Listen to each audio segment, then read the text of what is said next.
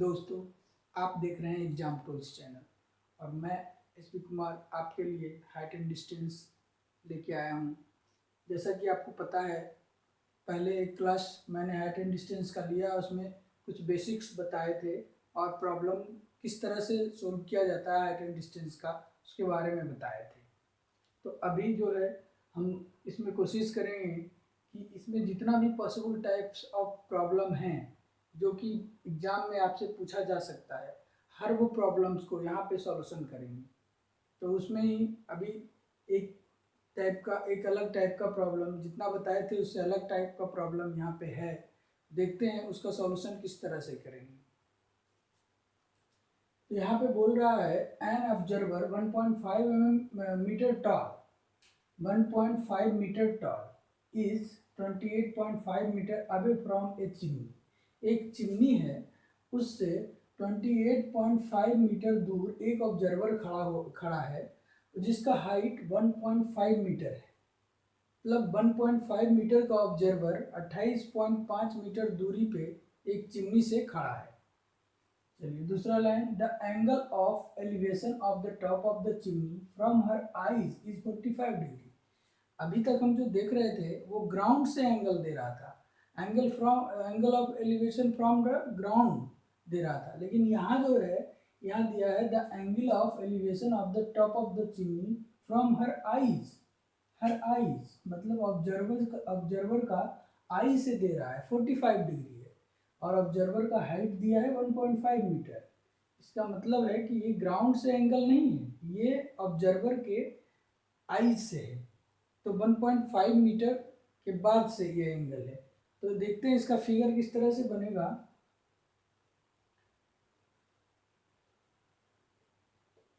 अगर A B कोई chimney ले लेते हैं तो इससे 28.5 मीटर दूरी पे 28.5 मीटर दूरी पे 1.5 मीटर 1.5 मीटर का कोई observer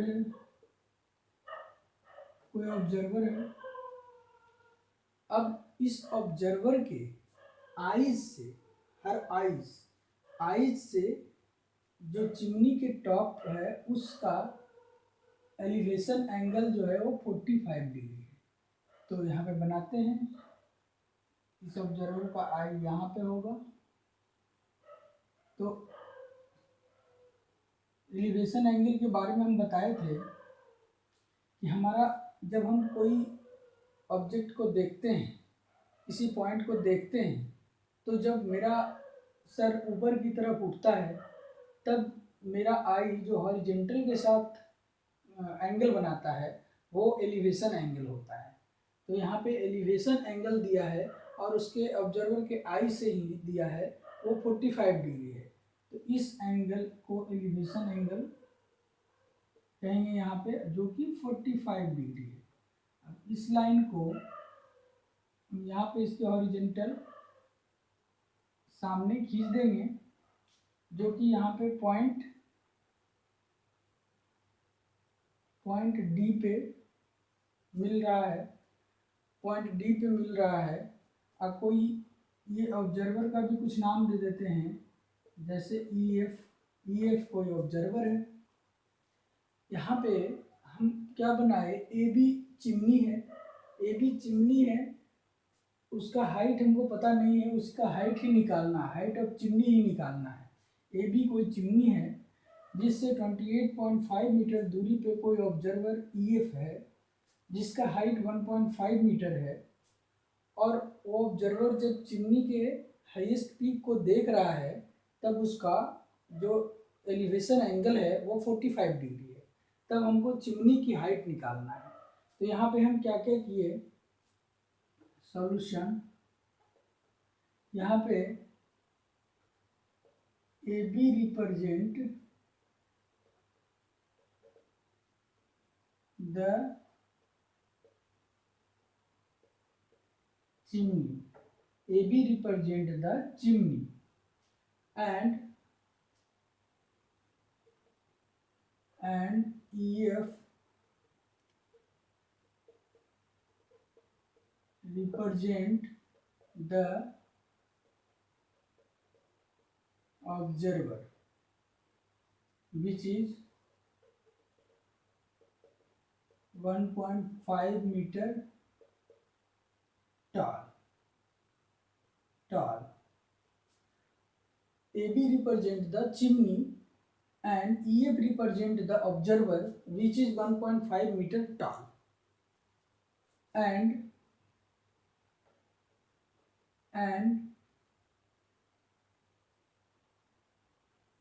angle AED is the elevation angle equal to 45 degree. Now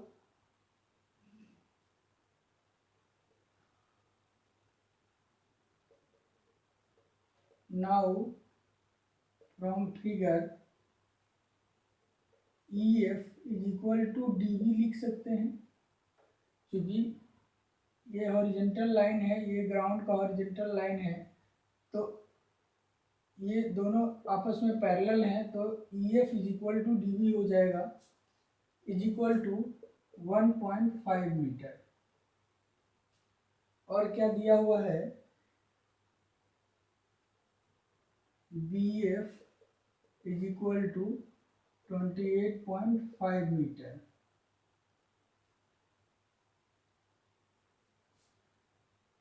BF is equal to 28.5 meter, where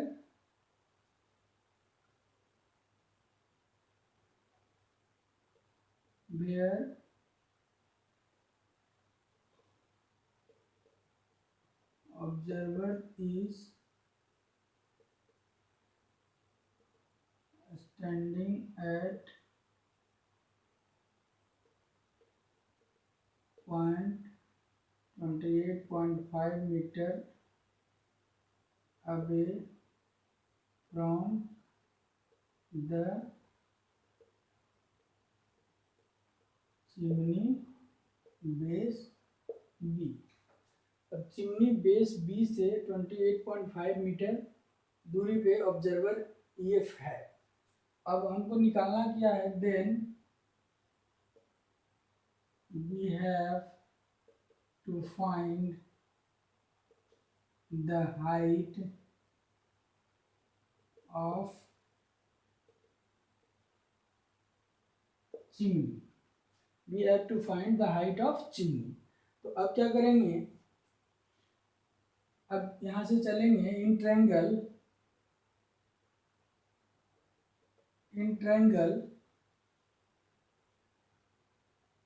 ADE।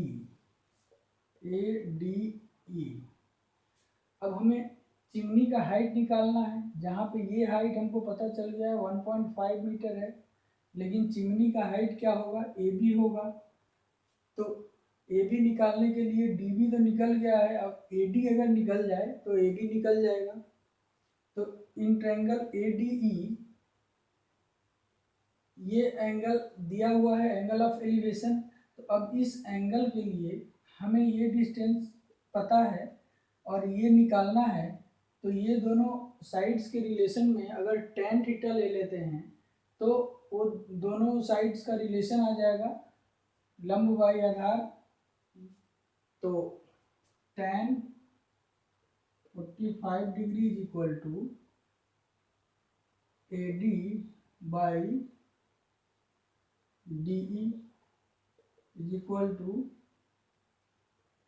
AD by 28.5 meter, that implies tan 45 1 AD by 28.5 meter, that implies AD is equal to 28.5 meter। अब AD आ गया 28.5 metre, तो chimney का height क्या है, तो chimney का height है AB, इसलिए height of chimney is equal to AB is equal to AD plus DB is equal to 28.5 plus 1.5 is equal to 30 metre. इस तरह से हमको चिमनी का हाइट पता चल गया। इसमें अगर हिंदी बोर्ड वाले भी स्टूडेंट देख रहे हैं तो उनको भी कुछ फ्रस्ट्रेट होने की ज़रूरत नहीं है। ये ए बी एक चिमनी था और ए बी चिमनी से 28.5 मीटर दूरी पे एक ऑब्जर्वर जिसका की हाइट 1.5 मीटर है खड़ा था, और वहाँ से जब चिमनी के पीक पॉइंट को देख रहा था, सबसे ऊंची सिरा को देख रहा था, तो ऑब्जर्वर के आई से जो सिरा को देखने का एलिवेशन एंगल बना वो 45 डिग्री बना। तो चिमनी का हाइट निकालना था। अब चिमनी का हाइट निकालना था तो ये ऑब्जर्वर यहाँ पे खड़ा है, तो उसके पैरेलल लाइन अगर खींचें तो ये 1.5 मीटर, तो ये भी 1.5 मीटर हो जाएगा। और उसके बाद 1.5 मीटर हो गया, लेकिन चिमनी का हाइट ए बी है तो हमें डी बी पता है, लेकिन ए डी अगर पता हो जाए तो ए बी पता हो जाएगा। तो अगर त्रिभुज ए ई डी में चलें तो हमें ई डी पता है तो ए डी पता हो जाएगा। 1045 लगाएंगे तो इस तरह से ए डी निकल गया, और जब ए डी निकल गया तो ए बी निकल गया, और वही हमें पता करना था, height of chimney is equal to 30 metre. ये आंसर हो गया। चलिए नेक्स्ट देखते हैं और किस तरह के सवाल आ सकते हैं इसमें। हाँ, तो नेक्स्ट क्वेश्चन देखते हैं। नेक्स्ट क्वेश्चन है, from a point P on the ground the angle of elevation of the top of a 10 metre tall building is 30 degree. एक पॉइंट है ग्राउंड पे, वहाँ से कोई 10 मीटर टॉप बिल्डिंग को देखते हैं तो एंगल ऑफ एलिवेशन 30 डिग्री है। चलिए उसको बना लेते हैं। कोई 10 मीटर टॉल बिल्डिंग है और कोई पॉइंट ग्राउंड पर कोई पॉइंट से देखते हैं, ये हो गया 10 मीटर, और ग्राउंड पर कोई पॉइंट पी है, ये बिल्डिंग ए बी है। ए बी कोई बिल्डिंग है जिसको कि कोई ग्राउंड पे पॉइंट पी से अगर देखते हैं उसके टॉप को, तो जो एलिवेशन एंगल होता है,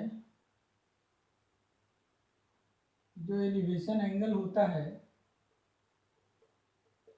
ये 30 डिग्री होता है। अब कह रहा है a flag is hoisted at the top of the building. Building के ऊपर एक फ्लैग लहरा रहा है, एक फ्लैग लगा हुआ है। तो and the angle of elevation of the top of the flag start from P is 45 degree. मतलब फ्लैग का जो शीर्ष है, जो फ्लैग का सबसे ऊपरी सिरा है, उससे पॉइंट पी का एलिवेशन एंगल अगर देखते हैं तो 45 डिग्री है। यानी कि यहाँ पे एक इस बिल्डिंग पे एक फ्लैग लगा हुआ है, एक फ्लैग लगा हुआ है। फ्लैग मान लेते हैं ए डी है, ए डी कोई फ्लैग लगा हुआ है, और उसको अगर पी से देखते हैं तो ये जो एंगल है ये 45 डिग्री। अब ए बी कोई बिल्डिंग है जो 10 मीटर हाइट है, और कोई ग्राउंड पे पॉइंट है पी, वहाँ से देखते हैं तो उसका एलिवेशन एंगल 30 डिग्री है। उसी प्रकार ए बी बिल्डिंग पे एक ए डी जो है एक फ्लैग लगा हुआ है, उसको अगर पी से देखते हैं फ्लैग के टॉप पॉइंट को, तो उसका एलिवेशन एंगल 45 डिग्री है। उसको मैंने ड्रा कर दिया फिगर में। अब उसी को लिख देंगे सॉल्यूशन में। Here A B represent the building of height 10 meter, and P is the given point on the ground. AB represent the building of height 10 meter and P is the given point on the ground. P point दिया हुआ point है ground पे जहाँ से हम लोग देख रहे हैं,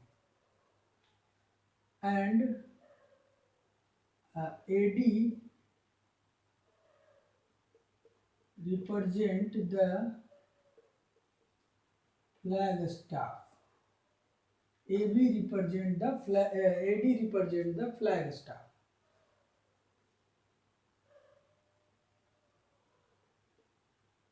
Then angle DPB is equal to 45 degree and angle APB is equal to 30 degree. Then we have to find out, हमें क्या फाइंड आउट करना है? Find the length of the flag staff, मतलब फ्लैग स्टाफ का length of the flag staff, that is AD,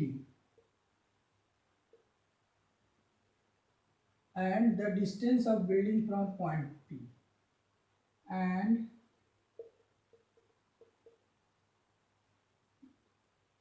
distance of building from point P, that is PB.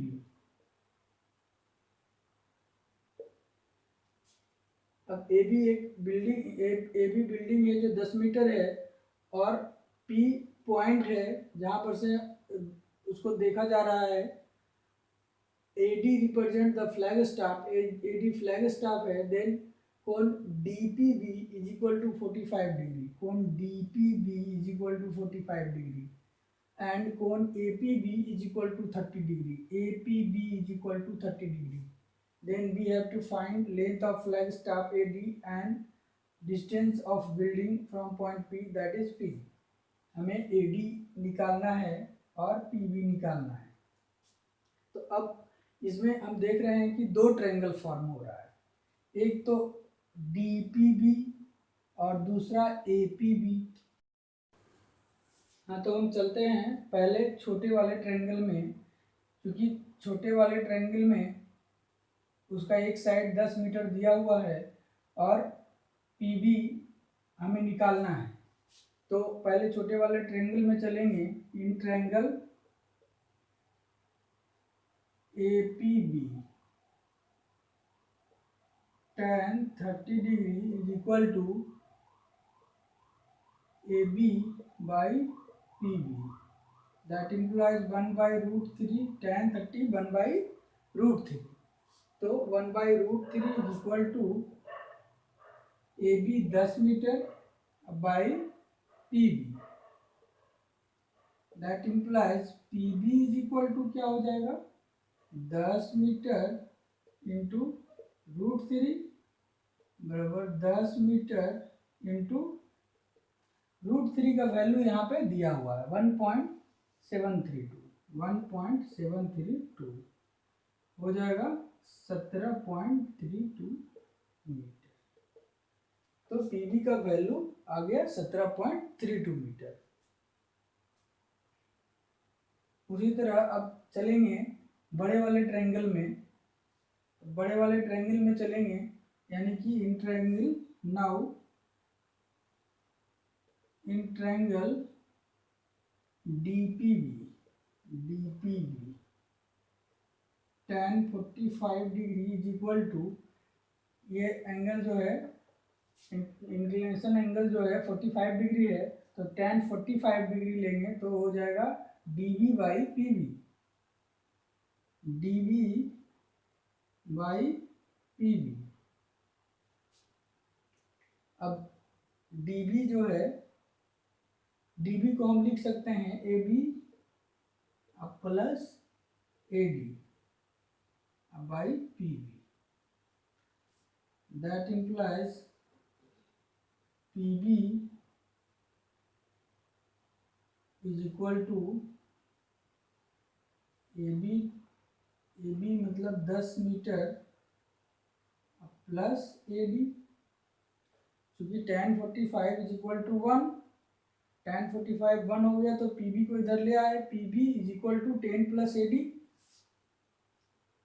अब इस तरह से A D is equal to क्या हो जाएगा, P B का वैल्यू रख देंगे, ए डी को इधर रखेंगे, 10 मीटर इधर ले आएंगे, 17.32 और minus 10 metre, that implies 7.32 metre. यानी आंसर क्या हो गया मेरा, distance of point P is 17.32 meter and length of flag staff is 7.32 meter।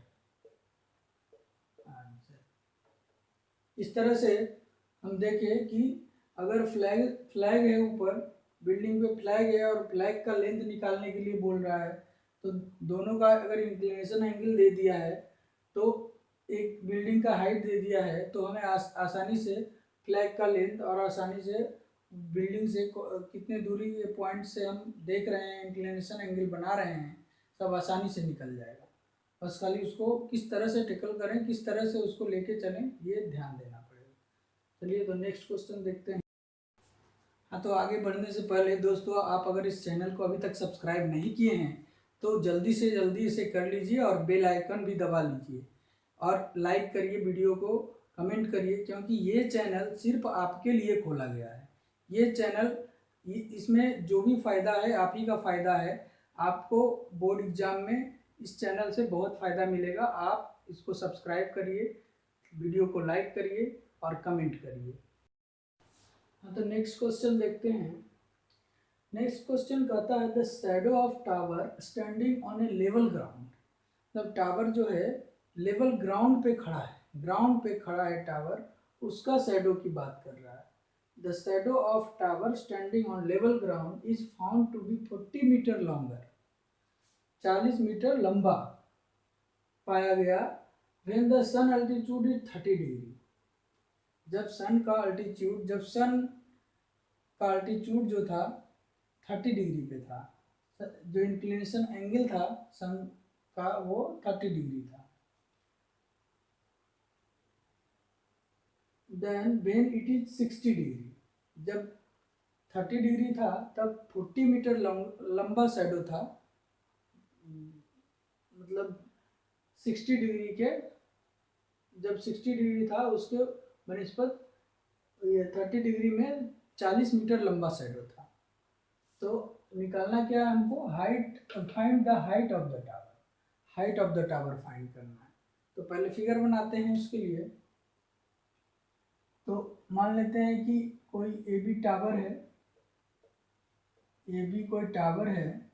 अब कह रहा है जब 30 डिग्री इंक्लिनेशन एंगल था, जब 30 डिग्री पे था तो 40 मीटर लंबा शैडो था। तो इसका शैडो, अगर सन कहीं इधर होगा तो शैडो इधर बनेगा, इधर शैडो बनेगा, ये शैडो बना। अब यहाँ से अगर मिलाएं तब ये था अगर 30 डिग्री, और फिर जब 60 डिग्री हो गया एंगल, 60 डिग्री मतलब जब एंगल इधर जाएगा, टावर की तरफ जाएगा तो एंगल बढ़ेगा, और जब टावर से दूर जाएगा तो एंगल घटेगा। तो टावर के तरफ गया होगा तब एंगल बढ़ा होगा, जैसे ही बेस छोटा होगा तो एंगल बढ़ेगा। तो कहीं यहाँ पे आया होगा तो ये 60 डिग्री एंगल हो गया। अब कह रहा है कि शैडो 40 मीटर लंबा था जब 30 डिग्री एंगल था। तो यानी कि इसका कहने का मतलब है कि इस पॉइंट से इस पॉइंट का जो डिस्टेंस है वो 40 मीटर होगा, क्योंकि 60 डिग्री पे जब है तो शैडो ये है, इसको कोई पॉइंट का नाम दे देते हैं। ये अगर C था तो ये D हो जाएगा। तो अगर डी बी जितना था उससे 40 मीटर ज़्यादा था जब 30 डिग्री एंगल था। तो अभी इसको लिख देते हैं। सॉल्यूशन, सॉल्यूशन में क्या है, here in figure A B represent the tower, A B represent the tower and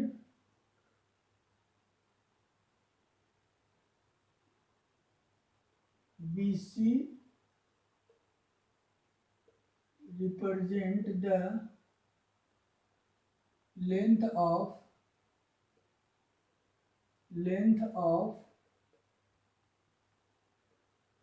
shadow when the sun altitude is 30 degree and dB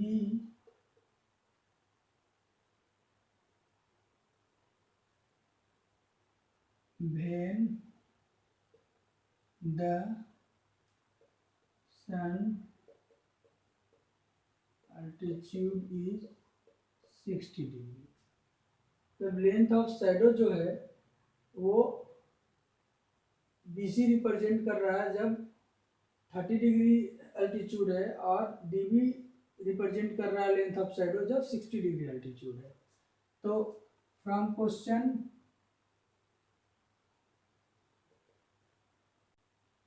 CB minus DB is equal to CD is equal to 40 metre, then we have to find the height of tower, that is AB। इतना हमें दिया हुआ है तो हमें AB find करना है, AB find करना है। तो यहाँ पे हमें AB फाइंड करना है, ये नहीं दिया हुआ है, इसका शैडो कितना है, इसका शैडो कितना है, किसी का नहीं दिया हुआ, दोनों का डिफरेंस दिया हुआ है। तो इसमें आगे चलते हैं, अगर दो ट्रायंगल बन रहा है मेरा, दोनों से चलेंगे तो फाइंड आउट हो जाएगा। जैसे चलेंगे इन ट्रायंगल, पहले छोटे वाले ट्रायंगल में चलते हैं। ADB tan 60 is equal to AB by DB, that implies √3 is equal to AB by DB, that implies DB is equal to क्या हो जाएगा, AB by √3। ये इक्वेशन बन लेते हैं। अब क्या करेंगे, अब दूसरे ट्रायंगल में चलेंगे। दूसरा ट्रायंगल कौन सा है, ACB मेरे पास दूसरा ट्रायंगल है। नाउ इन ट्रायंगल ACB में चलेंगे तो tan 30 degree is equal to, tan 30 degree is equal to क्या हो जाएगा, L बाई B। तो AB बाई CB, तो AB बाई CB को लिख सकते हैं AB by CD plus DB, CD plus DB, that implies 1 by √3 is equal to AB by CD plus CD का जगह वैल्यू पुट कर दीजिए 40 मीटर प्लस DB। अब from equation 1 putting the value of DB, equation 1 से DB का value हम इसमें put करेंगे तो हो जाएगा क्या, 1 by √3 is equal to AB by 40 metre plus AB by √3। इसको इधर ले आएंगे, इसको इधर ले जाएंगे, that implies AB by √3 plus 40 meter is equal to √3 AB. That implies AB plus 40 √3 meter by √3 is equal to √3 AB. That implies AB plus 40 √3 meter is equal to √3 into √3 3 AB. That implies AB अगर इधर आ जाएगा तो 3AB minus AB यानी 2AB is equal to 40√3. इसलिए AB is equal to 20√3 metre. इस तरह से आ गया AB जो मेरा टावर का जो हाइट था AB वो आ गया 20√3 मीटर. √3 कैलकुलेशन कर सकते हैं, नहीं भी कर सकते हैं, यहाँ पे लिख देंगे. इसलिए height of tower is equal to 20√3 metre. Answer. इस तरह से हम देखें कि दो शैडो अगर दिया है, दोनों शैडो का डिफरेंस भी दिया है, तब भी हम उसको निकाल ले रहे हैं हाइट. फिर हम उससे पहले देखें कि अगर फ्लैग स्टाफ है तो उसमें फ्लैग स्टाफ का हाइट कैसे निकालेंगे. इस तरह से हम अलग अलग तरह का डिफरेंट टाइप का प्रॉब्लम देख रहे हैं. अभी एक प्रॉब्लम और देख लेते हैं इसमें जो कि बहुत आता है वो डायरेक्ट एग्जाम में, उसे भी देखते हैं किस तरह उसे बनाते हैं. हाँ, तो ये क्वेश्चन देखते हैं. यहाँ पे इस क्वेश्चन में पहली बार एंगल ऑफ डिप्रेशन आया है, यानी अवनमन को. अभी तक हम लोग जितना भी प्रॉब्लम देख रहे थे सब में एंगल ऑफ एलिवेशन आ रहा था, उन्नयन को, लेकिन अभी आया है एंगल ऑफ डिप्रेशन. देखते हैं एंगल ऑफ डिप्रेशन वाला क्वेश्चन कैसे सॉल्व होता है. There are from a point on a bridge across a river. मतलब एक रिवर है, कोई रिवर होगा, ये जो है रिवर है, ये रिवर है, कोई रिवर पे from a point on a bridge across a river. मतलब रिवर पे एक ब्रिज है, ये कुछ ब्रिज होगा इस तरह से ब्रिज है. तो रिवर पे एक ब्रिज है, उस पे कोई पॉइंट है. The angle of depression of the bank on opposite side of the river are 30 degree and 45 degree. इस पॉइंट से जब रिवर के दोनों किनारों को देखा जाता है, दोनों बैंक्स, दोनों किनारों को देखा जाता है, तो एंगल ऑफ डिप्रेशन जो है वो 30 डिग्री एंड 45 डिग्री रिस्पेक्टिवली होता है. तो if the bridge is at a height 3 metre from the bank, मतलब ये इस पॉइंट का जो हाइट है इस बैंक के लेवल से, ये जो है 3 मीटर है, 3 मीटर है from the bank. Find the breadth of the river. मतलब हमें ये बैंक के बीच की दूरी, हमको बीथ ऑफ द रिवर निकालना है. तो मान लेते हैं कि ए और बी जो है बैंक्स ऑफ रिवर है, और पी कोई पॉइंट है वो ब्रिज पे है जो बैंक्स ऑफ रिवर के लेवल से 3 मीटर ऊपर है. तो अब कह रहा है कि 30 डिग्री और 45 डिग्री रिस्पेक्टिवली है.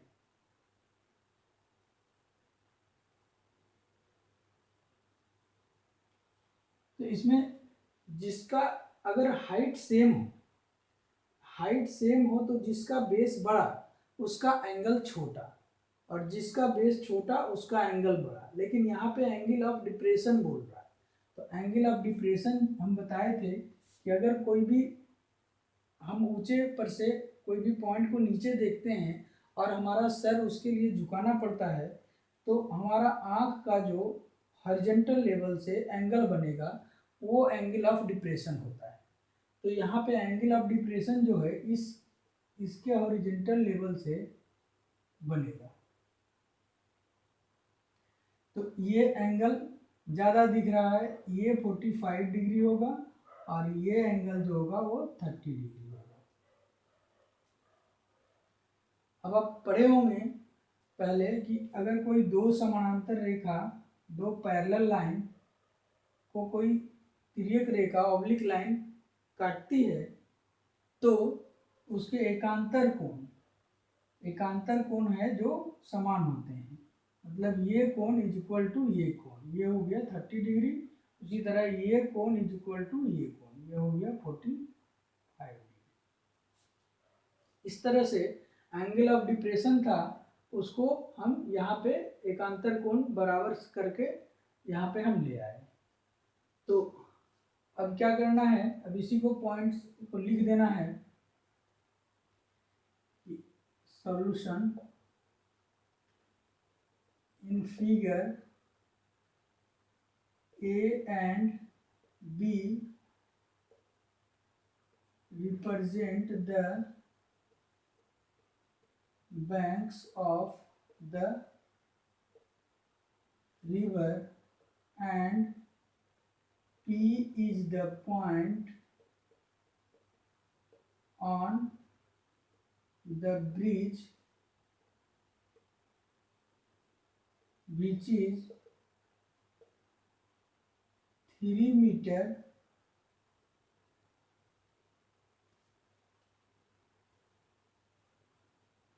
height from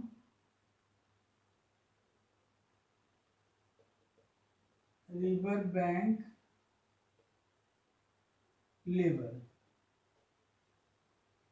तो अगर इस पॉइंट को डी मान लें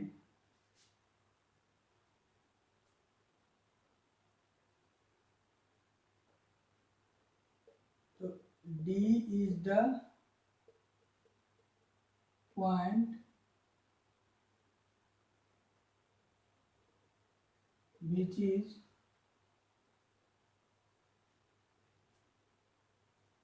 perpendicular line drawn from P to AB। मतलब डी पॉइंट है जो कि पी से अगर परपेंडिकुलर डाले तो ए बी पे कट करे, वो पॉइंट डी है। तो अब हमको क्या करना है, तो हमको दोनों ये रिवर की चौड़ाई निकालना है, बीथ ऑफ द रिवर निकालना है, यानी ए बी का डिस्टेंस निकालना है। Then we have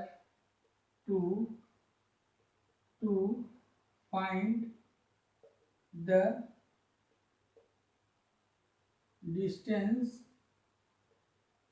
between A and B, that is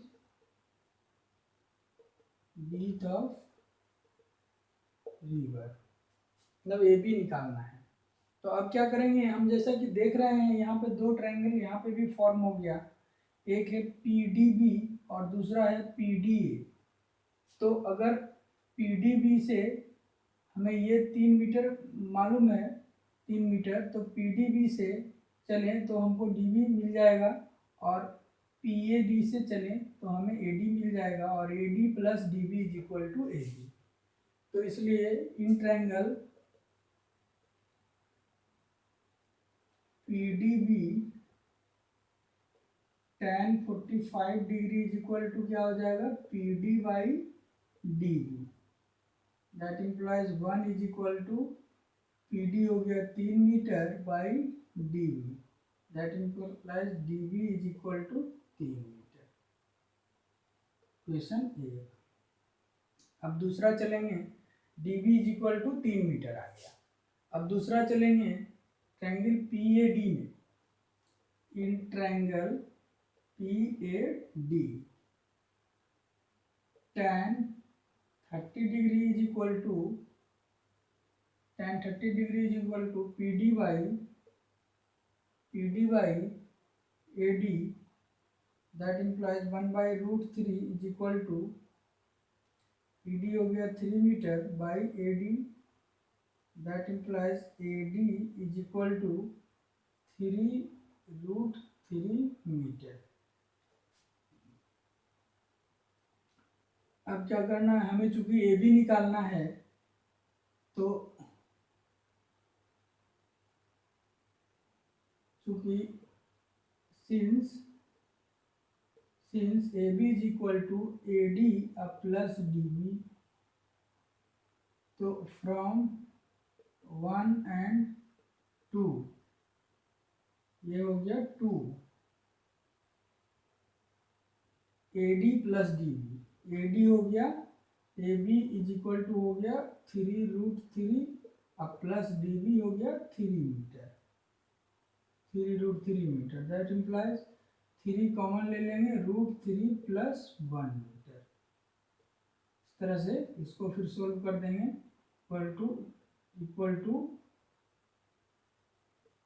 equal to 3 into 1.732 plus 1 metre equal to 3 into 2.732 metre equal to ये हो जाएगा 7.196 मीटर आंसर। इसलिए डिस्टेंस, इसलिए width of river is equal to 7.196 metre. इस तरह से हम अलग अलग तरह का क्वेश्चन देखे और किस तरह से उसको हम अटेम्प्ट करेंगे, तो आगे हम इसका एक्सरसाइज देखेंगे नेक्स्ट क्लास में।